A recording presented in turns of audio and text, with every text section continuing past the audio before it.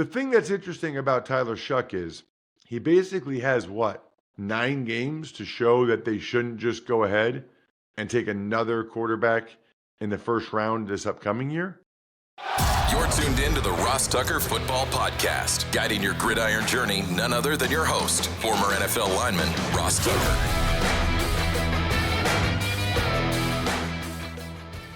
Oh, yeah, it is. But it's not just any Ross Tucker Football Podcast. It is a Picks Wednesday where I give you my picks on every single NFL game, starting with Thursday night. Then after that, I'll get to some of the news of the day, which is significant. The Patriots made a big signing and 2 trades yesterday. How about a huge transaction Tuesday up in New England? We have a new starting quarterback in the NFL. We have a defensive player of the year that's not going to play for a while. A lot of news to get to after I give you my pick for each and every game. Remember, we got the NFL Films legend Greg Cosell the next 2 days, which is very exciting. Thursday and Friday edition of the Ross Tucker Football Podcast. So go ahead, follow us on social at Ross Tucker Pod. I'm at Ross Tucker NFL. And however you listen or watch, youtube.com/Ross Tucker NFL. Make sure you subscribe and turn the notifications on. There's nobody better than Greg. But today, it's all about my picks. Want to know which team is going to win every single game on Sunday? Then listen up. All right, Ross, we'll start with tomorrow's game. The Ravens, they're at the Miami Dolphins. So this is a more interesting game than it might seem like on the surface because the Dolphins looked awesome on Sunday. Awesome. I mean, you got to call it like it is. I'm as surprised as anyone that the Dolphins played that well or the Falcons played that poorly or both, but they did. And so now they have some confidence and some belief. Short week. And if you think about some of these short week road teams this year, it's been bad. I mean, it has really been bad. The Vikings this past Thursday, the Thursday before that, the Steelers and how their defense played. Before that, it was what? The Eagles laying an egg at the Giants? I mean, you go back through all these. Now, the Niners did win at the Rams, but has not been good for the most part for the road team on the short week. That said, the Ravens are getting Lamar Jackson back. But what if he tweaks his hamstring on one of the first couple plays again? Is he 100%? Is he full throttle? I kind of thought if he didn't play Sunday, they might wait 10 more days to make sure that thing was totally ready to go. But obviously they feel good about it. Probably was close to being ready to go on Sunday. Just wanted to give it a few more days. I'll take Lamar Jackson and the Ravens to win. I just think it's a little bit more interesting and perhaps closer than others do. How about 24-17 Ravens? Next up, the Chicago Bears. They're traveling to Cincinnati to play the Bengals. Both these teams need this game, as Steve Fezzik would say on a Tuesday even money betting podcast, like blood. The Bears to stay in the mix in the NFC in the playoff race and to bounce back from that loss against the Ravens on Sunday. And the Bengals they need to erase that Jets loss as soon as possible. It's just crazy to think how much the Bengals would really have been in the mix in the AFC North with as many wins as the Steelers if they had just closed things out against the Jets like they should have. But they didn't. So both these teams need it desperately. Man, this is a tough one. The Bengals defense is so bad. I don't know how they're going to respond to that loss against the Jets. And I don't love this shoulder injury for Flacco. And I'm sure he'll play through it, but still seems like it could be bothering him a little bit. I guess I'll take the Bears on the road. I don't really feel good about it, which says something about something when it comes to the Bears. But I do think that the Bengals have a real chance for a hangover after that devastating loss to the Jets. I don't see that happening for the Bears. So breakout game maybe for the Bears offensively. If you can't break out against the Bengals defense, you're not gonna. How about 30-27? Caleb Williams and the Bears get it done. Got a juicy divisional battle here in the NFC North. The Minnesota Vikings at the Detroit Lions. Ooh, I wish I thought it was going to be juicy. The juicy part of it is that it's J.J. McCarthy's first game back in a long time, even though he was clearly healthier last Thursday night than Carson Wentz. McCarthy's ankle was definitely healthier than Wentz's shoulder. I like the Lions. They're coming off a bye. They're a better team. I don't know about J.J. McCarthy yet. The guy's played 8 quarters, and I think one of them has been good. Now he's going literally into the Lions' den. Got to be a lot of nervous Vikings fans about this game. And not that this one game means everything, but Vikings fans really need J.J. McCarthy to show the rest of the season that he is what they all hoped he could be. He just needs to play well enough for them to have a chance in this game. I'd be surprised if the Vikings pulled this off. Lions feel like they're kind of a machine right now.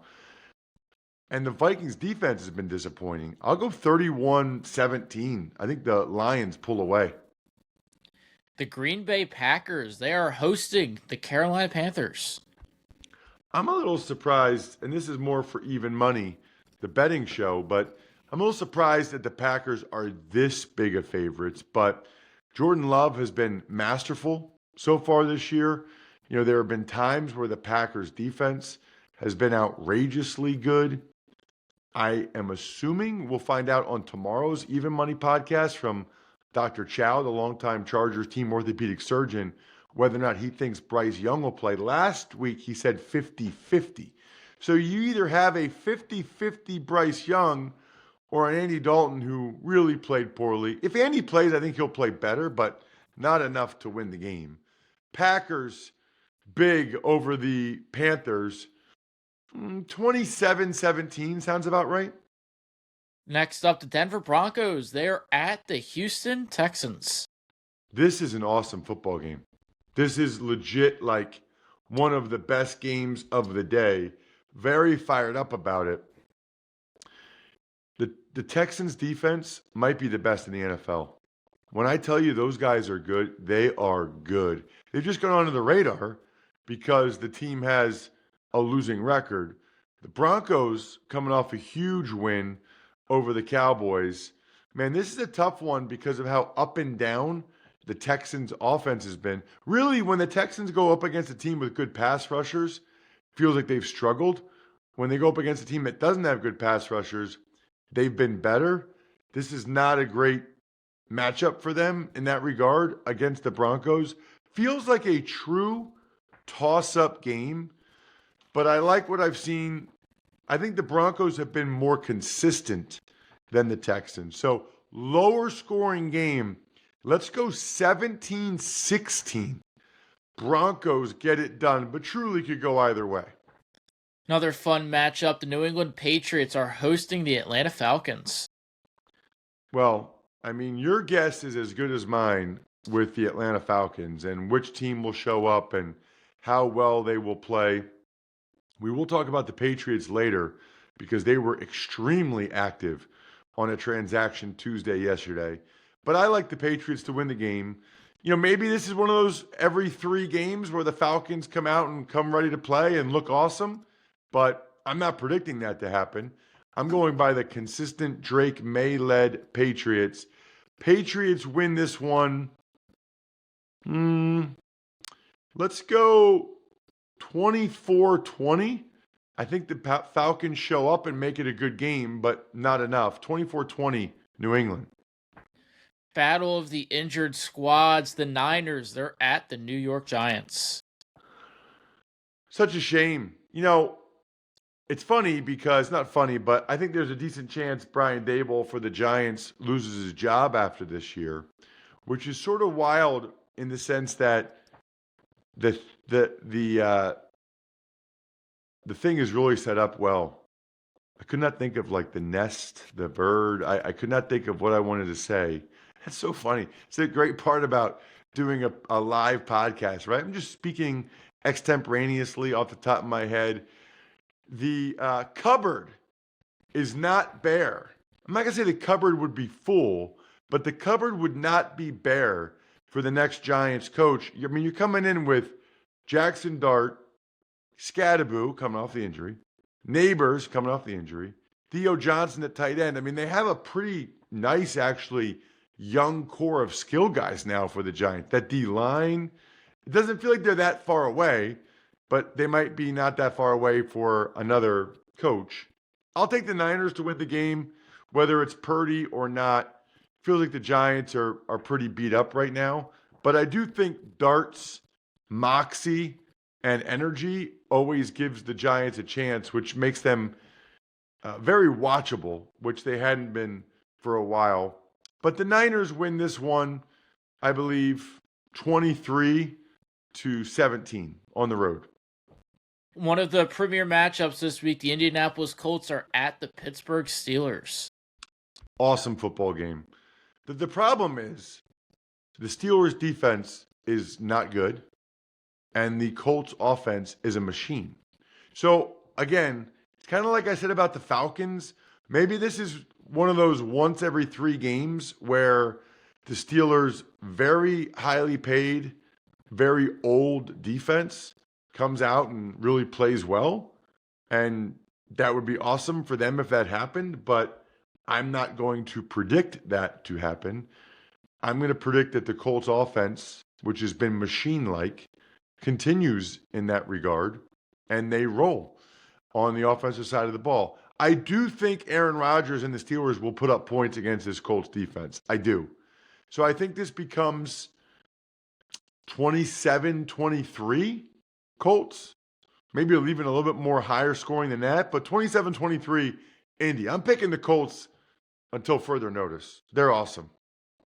The Los Angeles Chargers, they're at the Tennessee Titans, a game you might know a thing or two about, Ross. Yes.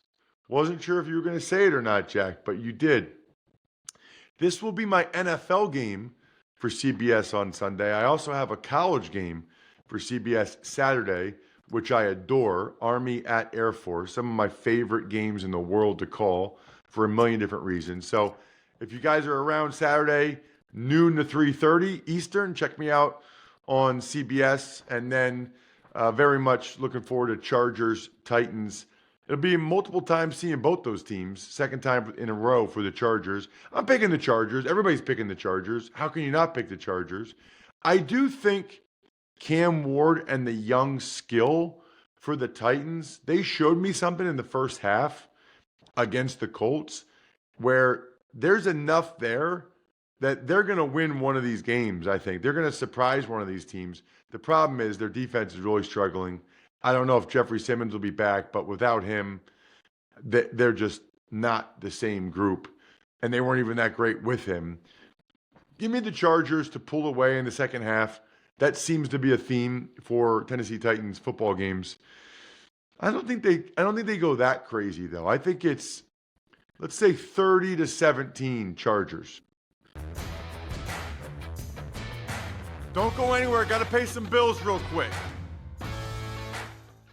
Not one, but 2 games on CBS this weekend for your boy, which means 2 opportunities for you guys to potentially say hello if you're going to the games.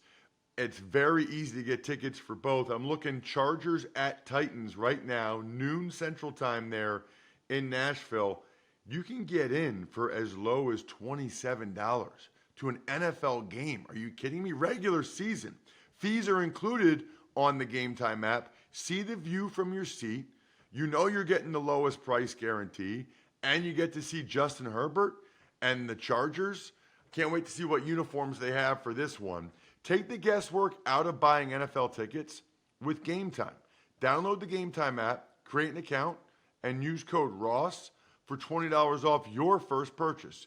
Terms apply, so again, create an account and redeem code ROSS for $20 off. Swipe, tap, ticket, go. Download the Game Time app today. Very rare for me to be home on a Saturday night and go to a party with my wife and family. But thankfully, I was able to go to an epic Halloween party and drink Labatt Blue Light. Now, I didn't actually purchase the Labatt Blue Light. It was at the party because my buddy Matt knows what's up. However, if I had purchased it, and I told Matt about this, rewards.labattusa.com. It's called Buy Beer, Get Gear. Rewards.labattusa.com. You get points for every purchase at any store, bar, or stadium. Next up, the New Orleans Saints. They're at the LA Rams. Well, I guess I'll just say it now. We're going to wait for the news later, but the Saints have a new quarterback. Tyler Shuck comes marching in to the starting lineup for the New Orleans Saints. They took him high in the second round for a reason. The thing that's interesting about Tyler Shuck is he basically has 9 games to show that they shouldn't just go ahead and take another quarterback in the first round this upcoming year. Tyler Shuck probably has to show something because the Saints are going to have a top 5 pick. He has to show enough that they don't feel tempted to take one of these other guys with a top 5 pick, which you don't expect to have top 5 picks that often. In this game, I think we're all curious to see what Tyler Shuck can do. Whatever it is, it's probably not enough to beat the Rams. That would be super impressive. Give me the LA Rams, very good team. Against Shuck, they're going to show him some stuff he hasn't seen before, even though I think he's like 27 years old as a rookie. I will take the Rams for all the reasons. Boy, there's a bunch of easy survivor picks this week. If any of you guys are still left in your survivor knockout pools, bunch of picks you can make, one of them being the Rams at home against the Saints. I think I'll go 27-17. I'll say Shuck moves the ball a little bit. 27-17 Rams. The Las Vegas Raiders are hosting the Jacksonville Jaguars. Whew. Well, I think the Jags are the better team, even though those last 2 games were not that impressive. Both these teams are coming off of a bye, so you don't really have a great feel for how they bounce back, how they respond. I just think overall, Jacksonville more talented, the better team. I do think that their season would really go sideways if they lost this one. That would be 3 losses in a row over a month period. They would be kind of eliminating themselves from contention with a loss in this game. I think they get it. I think they get the win with Trevor Lawrence and the squad. And I think it's probably in the realm of 24-17, 23-17 Jags, maybe even just 20-17. Their offense hasn't really been clicking, but 23-17 Jags on the road. Another one of the top matchups this week, Kansas City Chiefs at the Buffalo Bills. What an awesome game. What an absolutely awesome game. I'll be checking it out on my Paramount Plus on the way to the airport and then at the airport. Very much looking forward to any time these teams face off against each other. The Chiefs are favored, and they should be. I think the Chiefs have shown themselves to be the better team.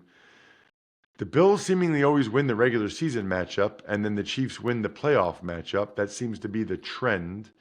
I'm going to take the Chiefs to win the game just because they've been that good. And the Bills' passing game, not really firing on all cylinders. Now the Bills go ahead and they lose a guy like Ed Oliver on defense. That's not good. Maybe Josh Allen can get it done in that unbelievable environment in Buffalo, but I'm going to go with the team that has shown to be better so far this year. I think it's an awesome game. Maybe that's wishful thinking, but Mahomes gets the game-winning field goal late as the Chiefs win the game 31-30. Let's get more points than I was thinking. 31-30 Chiefs. Another fun one. The Seahawks are at the Commanders. Well, it sounds like Jaden Daniels, there's a chance he plays. We record these super early Wednesday mornings, so it sounds like there is a chance for Jaden Daniels to play in this game, which would clearly help tremendously. I got to tell you, even with him, I don't like the Commanders in this game. Seahawks are coming off of a bye. Seahawks have an incredible streak going of road victories. The Seahawks They play awesome on the road. They're just a better team. And it feels like the Commanders are kind of beat up. The Commanders are on a short week. This is like for the Commanders season. What are they, 3-5? They lose this game, they'd be in a bad way. I gotta go by what I've seen so far this year. Give me the Seahawks. Maybe they don't score a ton, but I don't think the Commanders score a ton either in this game. 20-17, Seattle gets it done. And we'll wrap things up with Monday Night Football. Arizona Cardinals at Dallas Cowboys.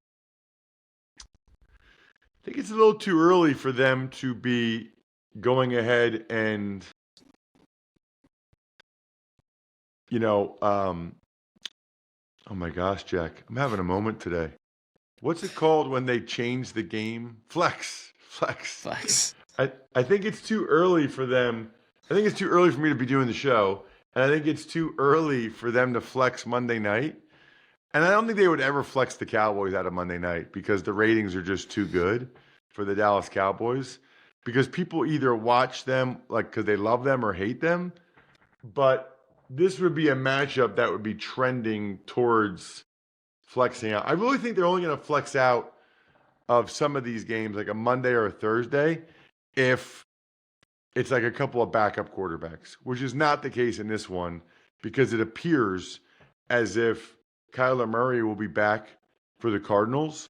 And so, man, if the Cardinals are ever going to do something, it would start now with Kyler Murray and them finding a way to get a win in Dallas. It might happen, but I'm not going to pick that to happen. I'm going to pick the Dallas Cowboys and Dak because Kyler Murray is still an unknown in terms of whether he'll play well or not. Dak coming off a bad game, I feel pretty good he's going to have a good game. Give me Dak and the boys to win it 27-23 over Kyler and the Cardinals. More great stuff right after this. We do game days. That is the motto from my friends at Smirnoff as they bring fans together to cheer on their favorite team. The brand is all about igniting the collective. That's us hanging out together, bringing the energy, the fun, and the flavors to any occasion. You know you love tailgating. Make sure you bring that bottle of Smirnoff. And in fact, grab a bottle of Smirnoff at your local retailer and head to Smirnoff.com to find recipes of delicious cocktails perfect for game day. Please drink responsibly. Smirnoff number 21 vodka, distilled from grain, 40% alcohol by volume. The Smirnoff Company, New York, New York. Please not share with anyone under legal drinking age. Tuck's Takes. We got some news around the league, starting with the Broncos. Their corner, Pat Surtain, he's going to miss multiple games, and he's possibly going on IR with a pec injury. Early estimates suggest 4 to 6 weeks. Well, that's a big loss, and something I probably should have taken more into account when I just made my Broncos-Texans pick, because Riley Moss has been picked on a little bit on the other side with some penalties, and no Surtain kind of changes how the Broncos have to defend. So that's interesting. That'll be a good one for Greg Cosell to ask him just how much of a difference he thinks it makes the Broncos without having Patrick Surtain. I mean, that's a tough one to lose him. I mean, the guy was Defensive Player of the Year in the NFL last year for a reason. One of the reasons why they're able to apply so much pressure is because they basically have like an extra guy. They don't need to give Surtain any help, which is amazing. So I'll say, they need to really make sure he gets back to fully healthy. The good news for them is they look like they have a great chance to make the playoffs, and, he'd be back in time for that. Speaking of corners, the Patriots, they signed their corner, Marcus Jones, to a 3-year, $36 million extension. This is a little bit surprising to me that Jones would do this now. I think those of you that are longtime listeners or viewers of the show, youtube.com/RossTuckerNFL, you know my belief that if someone is offering you life-altering money as a professional football player, you have to really strongly consider it because of the omnipresent threat of injury. That said, the Patriots are 6-2. Marcus Jones is essentially 9, maybe 10 with a playoff game or 11 games away from free agency, where I think he would have gotten a decent amount more than this. This makes him the third highest paid nickelback slot corner in the league. I think he would, because of also his return ability, I think he would have become the highest paid. So this is $12 million a year. I think he would have gotten $15 million a year. Now, whether or not you think that's worth taking the injury risk of the next 10, 11 games, I think that's a debate you can have. But I think he's a super good player, and I think there would have been a lot of interest in his services this offseason if he actually hit the market. Because not a lot of slot corners hit the market. Most of these higher paid ones like the Taron Johnson, Kenny Moore, whatever, they re-sign with their team. So I would have been really curious to see what a high-end nickelback slot corner would have gotten on the open market. Speaking of the Patriots, they made a trade. They sent Keion White to the 49ers and Kyle Duggar to the Steelers in late-round pick swaps. You know what every NFL trade has been so far over the last couple of days, Jack? I know what you're going to say. I don't even want to tee you up. 6'7". Trading the 6'7". I need to post that picture of my wife and I at the Halloween party with our 6'7" costume, because that's exactly what has happened so far in these trades. Keion White was never really in the mix there in New England. So they go to the Niners. I think that's a good bet for the Niners. Keion White has legitimate physical ability. Get him with Chris Kachurik and say, just go. Keion White might be a factor the rest of this year. And then Duggar, interestingly, the Patriots paid a lot of the money for his salary to basically send him to Pittsburgh. He's going to be a free agent after this year. Patriots just wanted to get anything back for him and have to stop paying him, is what it comes down to. And lastly, the Rams, they placed their receiver Tutu Atwell in IR. Meanwhile, the Chargers, they signed safety Marcus Williams. And something we mentioned earlier, Saints, they named rookie Tyler Shuck the starting quarterback. Not really anything else for me to say about Shuck in New Orleans. Atwell is a guy that the Rams like. I mean, they can live without him, but he's made some big plays for them. So that's a loss. And the Chargers, they had both safeties go down. Guys like Derwin James, Tony Jefferson, their corner Tarheeb Stills banged up. So to get Marcus Williams in the building in case they need to elevate him to the active roster, that makes a lot of sense to me. Other than that, Greg Cosell the next 2 days and another Even Money podcast episode. I think we're done here. Thanks for tuning in to the Ross Tucker Football Podcast. Make sure to also check out Even Money, Fantasy Feast, and College Draft, all on the DraftKings Network, YouTube, or subscribe to the podcast on your favorite platform. Shout out myfrontpagestory.com. It's almost November, which means holiday season shopping, which means please get one of these for someone special in your life. myfrontpagestory.com, myfrontpagestory.com, backofficeschedule.com, humanheadnyc.com, Sporticulture, Pizza Boy Brewing.